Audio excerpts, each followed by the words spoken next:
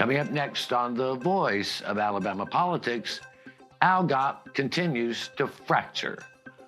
Also, closed primaries are coming.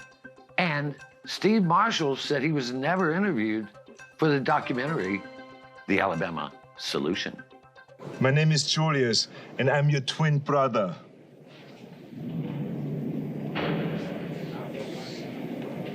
Oh, obviously. The moment I sat down, I thought I was looking into a mirror. Oh, I see. It was his twin. Yeah, his twin. All this and much, much more coming up next on The V.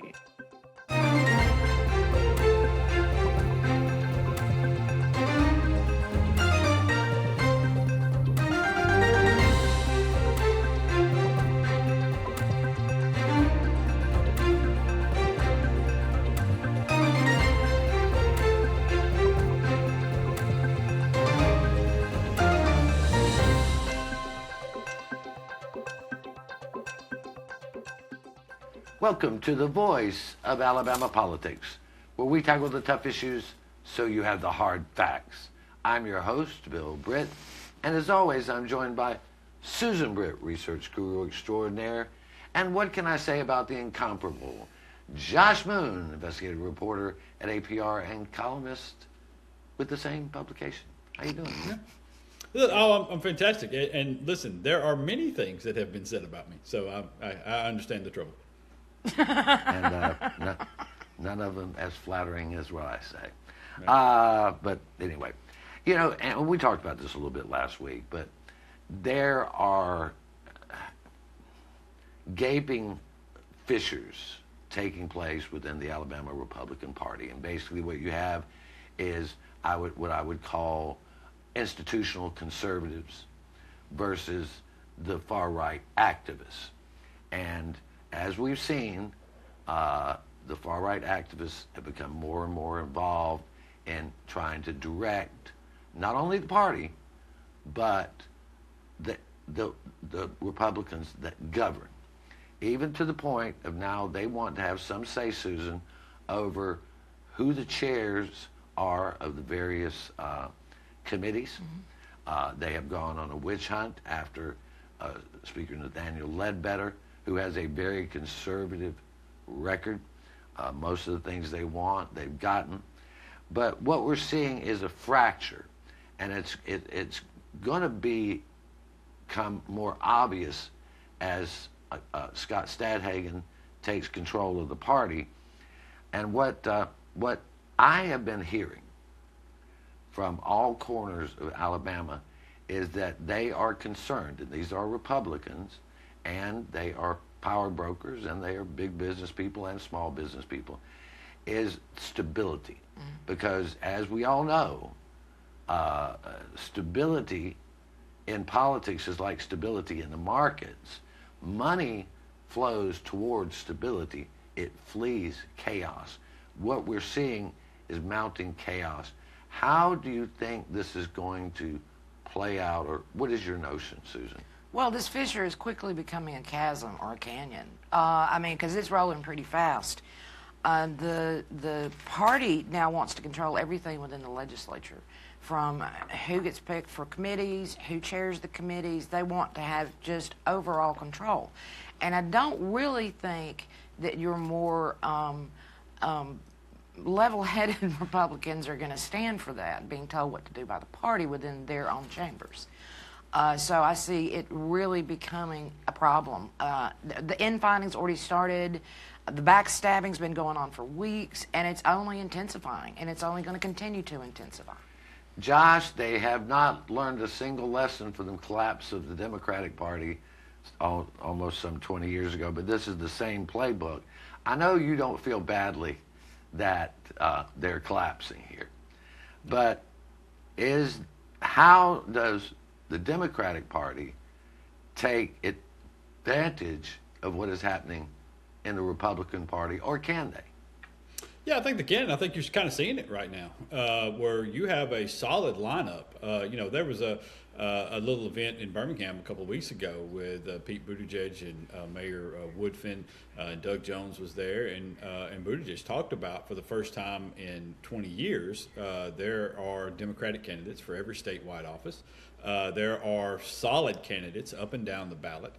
There are people out there who are targeting this kind of disenchanted voter who, because of this fracture within the Republican Party, has been essentially left without a representation. And let's be honest, there are a majority. We had on our podcast, Alabama Politics This Week, a young lady who's running for CD4 against Robert Adderholt, Amanda Puszczyk, and she talked about the fact that in CD4, in the last election, 67% of the voters who are registered did not vote in that election. Wow. And so that's what's happening here. Okay, this is the Republicans can whine and moan about all of these people who are now challenging them and challenging the normal Republicans or the sane Republicans or whatever, but they did this to themselves. Okay, they've done this to themselves by this gerrymandering and pushing people to the far extremes. And so what you've basically done is you've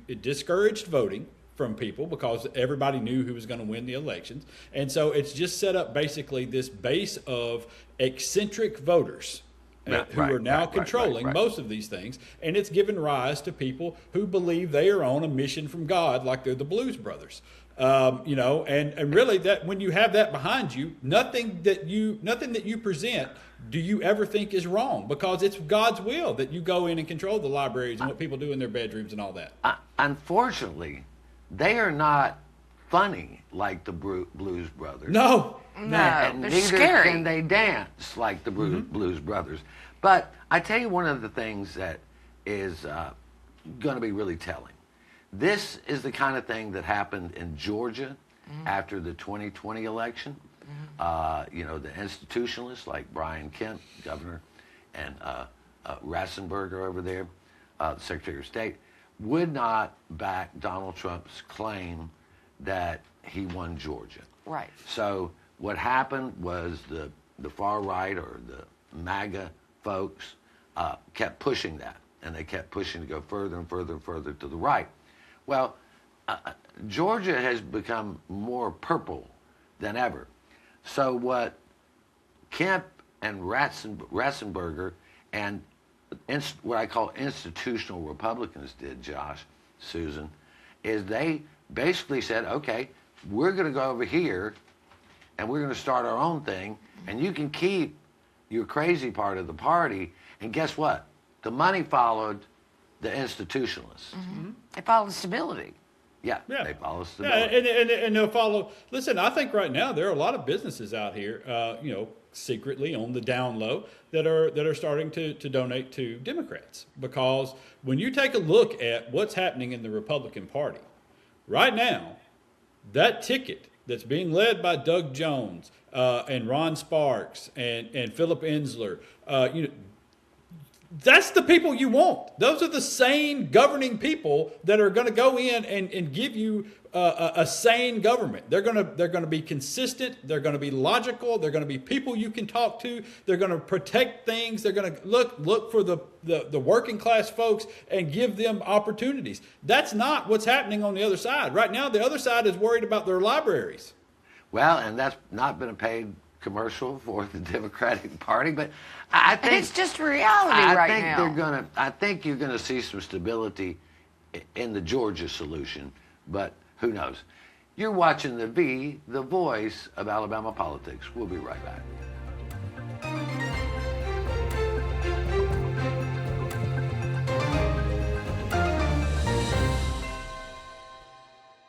Your home is your most valuable asset. But what if someone tried to steal it from you? Property fraud is one of the fastest growing areas of fraud in the country today. As a district attorney, I've seen firsthand the devastating effects of property fraud. That's why I'm proud to support the Montgomery County Probate Court's REACT program. REACT is designed to protect your property and to give you peace of mind. By signing up, you'll receive an email notification if a document is filed against your property. This program is a game changer. It has the potential to prevent fraud and protect countless homeowners throughout Montgomery County. So don't wait. Sign up for REACT today and protect your home. Protect your home with REACT. Sign up today. Alabama has a hands-free driving law, and that means you can't hold your mobile phone while making a call. Oh, and no writing messages, recording, or watching videos either. Plus, you can only use a single button or swipe of a finger to answer a call. So what's a driver to do?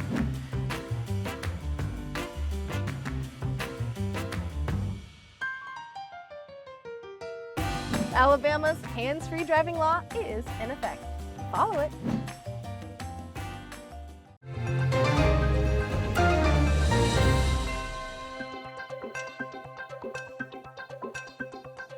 Welcome back to the voice of Alabama politics.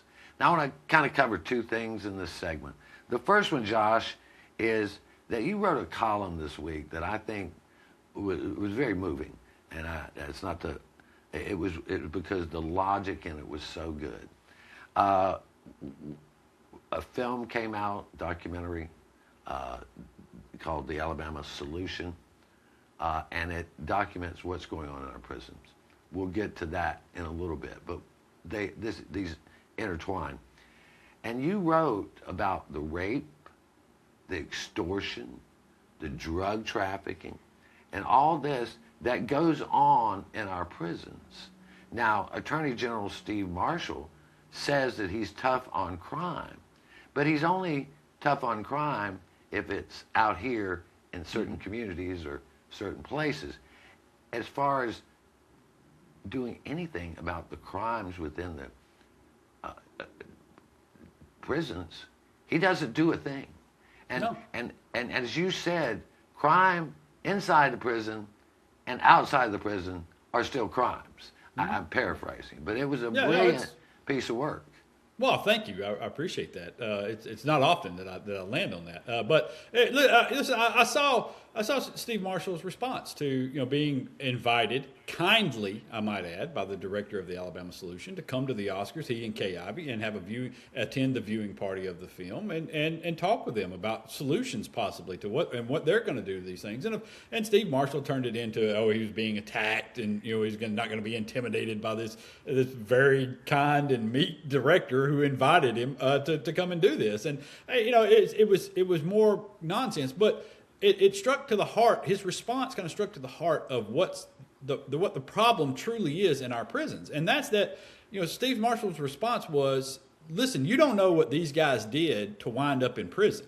Okay, we need to focus on the victims of the original crimes that landed them in prison." Which, if you kind of extend that out and follow it to its logical conclusion, it means that you're basically saying, as the Attorney General, that what is happening to them in prison is deserved. That this punishment, these rapes, these murders, these extortions, these things that are occurring, these horrors that are occurring that are documented in the film, he's not disputing that they're happening. We all know they're happening. Oh, yeah. But he's saying that these people deserve it as part of their punishment. That this is essentially state-sanctioned murder and rape and extortion and beatings that are taking place in our prisons. And to say that out loud is just absolutely batshit insane. I don't understand what we're doing. Well, I mean, Susan, you and I have probably toured more prisons than most legislators in the state. You don't have to tour one to outdo their records. But anyway, but I think we've seen the living conditions, the hard living condition. And look, we've had reporters who covered that beat, the prison beat, to the point where it kept them up at night. And it's a hard beat to cover, but because of the horrific things that happen. But we've talked about this before. When you commit a crime, you lose your freedom, but you do not lose your right to be protected from crime against yourself. You lose your freedom, you do not lose the dignity of being human. But it seems like we've gone beyond even thinking that there is any dignity or protection for prisoners. I mean, the old saying used to be, lock them up and throw away the key. I don't think that was the intention of that saying. We've been reporting on this for almost 2 decades now, to the point that one of our reporters got so depressed he had to go on sabbatical because it's so absolutely horrible in there. You know, people being beaten to death and raped and murdered and, you know, by other inmates or by COs. I mean, it's horrible. I mean, it's so bad that they had to do a movie about it. And there's so many problems there in that it's not being policed by the legislature. It's not being policed by anybody. It's being internally policed by ADOC, the Department of Corrections. So, you know, this is going to continue unless we come up with other solutions. You know, Cam Ward, who is the, you know, over pardons and paroles, is the most, he's one of the most brilliant people we have out there, and has been a voice of reason for a long time. And they know the solutions. They know the solutions, but they don't listen to people like Cam Ward because it doesn't poll well with the far right base. And I'm not blaming this on Republicans. I'm just saying, look, you don't lose your humanity just because you're incarcerated. Yeah. Well, look, there's a couple of things. One, you know, that people talk about the polling of this, and it's an excuse that legislators and lawmakers use sometimes to lean on. I think that's crap too. All right. First of all, what the polling basically shows is that people generally don't care, and they wouldn't care if you actually fixed them either. Okay. Right. That's one. Number two is we're not the only state with prisons. Right. Every state's got them. We're just the worst at it. Consistently one of the worst in the country over and over and over again. There are other places that are doing this better. But one of the things I want to just, if we're doing this like this, and we're claiming that these, like Steve Marshall has done and said, you know, out loud that you don't know what these people are doing, and we're these rapes and stuff, we know they're happening, and we shouldn't be talking about them. We're no better than the people that we're putting in there. Okay, we've lost all moral high ground that we could possibly have out of this. We're no better than those murderers. And I got to get to this. You mentioned the Alabama Solution. It's on HBO Max. You can watch it right now, and it is horrific. But Steve Marshall is interviewed by the director of that film in what appears to be his office. Now, Marshall has come out and said, "Oh, I was never interviewed. I never was invited to speak with any of the family members or blah, blah, blah, blah." Well, now, Susan, he can be seen in the video at about an hour and 3 minutes in, and then once again, an hour and 29 minutes in, where you can clearly hear that this is the director talking to him in his office. But he says it's all made up and all this stuff, that it didn't really happen. And then we received a video of a woman whose son was murdered in prison, who petitioned for 2 years to meet with Steve Marshall, finally got an appointment. She showed up to talk about her dead son, and he didn't show up to the meeting. So this is the type of person that is running our Attorney General's office. And running for office. To become senator. But we got to leave it right there. You're watching the voice of Alabama politics. We'll be right back.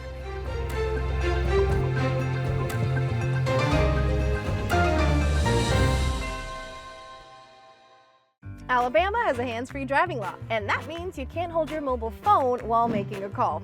Oh, and no writing messages, recording, or watching videos either. Plus, you can only use a single button or swipe of a finger to answer a call. So what's a driver to do?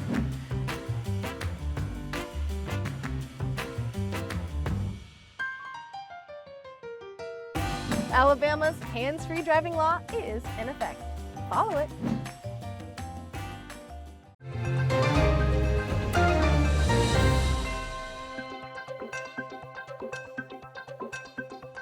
Welcome back to the voice of Alabama politics.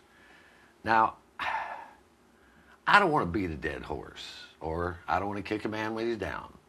But you know, if you're going to do either one of those things, it's better to do it in that order, dead or down. But again, I cannot believe what is happening in our legislature. And this is, once again, the extremism that's going on. The Republican Party has now passed a bill out of the House of Representatives, and it will probably pass the Senate, and it's going to close the primary. Mm-hmm.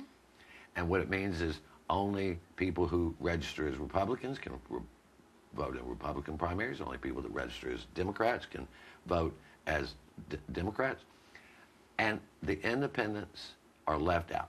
And there's a lot of people, including myself, that I'm not going to go over and join the Republican Party so I can vote in the primary, and I'm not going to join the Democratic Party so I can vote in the primary, because my job demands that I kind of be fair about these things. I'm not joining a party, and there are hundreds of thousands of people out there who do not want to have to declare one party or another. Mm-hmm. And quite frankly, there are some Republicans I'll vote for, and there's some Democrats I'll vote for, because I'm looking at the candidate and not the party. And I am not the only one out there. You're not the only one out there that doesn't, you know, because you go and you ask for the ballot, and they're going to write your name down under Democrat or Republican. And, they register you right there. I know, and I know. All of my life growing up in this Etowah County, Alabama, people do not want that. They do not want to have to identify either one, because it ain't your business. Yeah. It ain't your business. Josh, it's a foolhardy move. I think in the end it'll cost them, because only the diehard Republicans will show up, and so they will elect the craziest branch of government that we have ever seen. I mean, the Democrats almost went that far, but they didn't, and they, you know, this is lunacy. This is lunacy. No, it is. And listen, it's bad for everybody, all right? It's bad for the Democrats. It's bad for Republicans. It's bad for everybody in between, because it disenfranchises thousands and thousands of voters. It simply does. And it doesn't matter. Look, let's just think about it like this. We're operating under a representative government here, okay? Right. And so if you're living in a district where you are a registered Democrat, and yet for your representative government, only 2 Republicans are going to enter into a primary. Right. Well, you're essentially saying with this bill that all of those other people who aren't registered as Republicans don't deserve to participate in their representative government. There is nothing more anti-American than that. Okay, there's nothing more anti-American. It would, for all of their talk about the Constitution and the founders and what the founding fathers would love, they would hate this nonsense, okay? They would loathe the people who brought it up. They would loathe this idea that you've got to register and declare your allegiance to a certain party or group before you can cast a ballot for who's going to represent you in your government. It's bullshit. It really is. It just is this sort of... I mean, I know what they're trying to do. They're trying to keep Democrats from doing this, and Democrats are trying to keep Republicans out of certain things, and they're protecting down ballot races for lazy candidates. I get it, okay? I get what they're doing, and I know why it works for certain people. But it's nonsense for everybody who cares about true representative government. Well, I mean, the founding fathers, George Washington warned us 250 years ago about factions. The Federalist Papers are full of factions. What they wanted is competing points of view that reach compromise to keep power in check. I mean, the purpose of our government is to rein in power, because the power of the United States doesn't come down from a throne or down from the party. It's supposed to go up from the people. But they've decided that they want to make all the decisions. Who votes, who gets to vote, and who that is the problem here, from from the SAVE Act nationally down to the Republican Party here. What they want to do is stop people from voting one way or another and call it their choice. Yeah. But they restrict it in such a way that, like we were just talking, you don't want to go to the primary and declare this. And then, you know, over here, you know, nationally they're trying to do it where you got to have a passport. What the Republican Party's aim is to do, in my eyes, in my humble opinion, is to keep the reign of power by keeping everybody out of the voting box or out of the voting booths, you know, even while screaming, you know, voter integrity. Right. And listen, these are not the first people to ever do it. They're not going to be the last, because power does not want to power does not want to be given up. Yeah, but you I have will to say, take power back. I will say though, okay, and I get that certain groups and the Democrats wanted to have some power and control power, but every time you hear of a measure to restrict voting in some way, it is always the Republican Party. It is never the Democratic Party. It is never the Democratic Party doing this. When we're talking about extending voting days, having early voting, having a voting holiday for election day, all of those are Democratic ideas, and every restrictive measure is Republican-led. Well, and look, today that is absolutely true. That is true. There was a time when Democrats did that, because the Democrat Party of then was not the Democratic Party of today. And the Republican Party of just 40 years ago would have never entertained the that now seems normal. Absentee ballots. But you know, we don't have enough time to really talk about this. But I thought it was very interesting this past week. You know, the Alabama House and Senate is trying to prove how religious and how godly they are, and how if they just bring prayer and back to school and put the Ten Commandments in the hallways, that somehow we're going to have better educated students. Well, a group of interfaith ministers went down to Montgomery and pointed out that this is not a solution. This is not a problem. The problem is we're not educating our kids properly. It's not, and someone took issue with me calling it indoctrination. It's indoctrinating children. That's all it is. If we were educating them properly, we wouldn't have legislators who do this dumb crap. That's true. But the thing is, I was very pleased to see some of our religious leaders, interfaith group, go down there and try to explain to them why separation of church and faith is important in the United States of America. But anyway, we're going to leave it right there. You've been watching the voice of Alabama politics. You watch us because we watch them.